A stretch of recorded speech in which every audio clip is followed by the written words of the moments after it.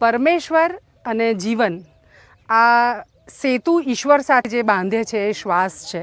શ્વાસ આપણો થંભી જાય એટલે જ્યાં આવવું પડે એ છે આ સ્મશાન. આમ તો પ્રતિકાત્મક આ છાપરીથી આપણને ખબર પડે કે આ સ્મશાન, બાકી કંઈ એના જુદા પેલા ચોકા નથી હોતા. આમ તો વિશ્વની તમામ ભૂમિમાં સૌથી પવિત્ર જગ્યા આપણે સ્મશાનને કહીએ. સદેહે આ દુનિયામાંથી વિદાય લેવા માટેનું અંતિમ સ્થાન. એ તો કેટલું સુંદર હોવું જોઈએ.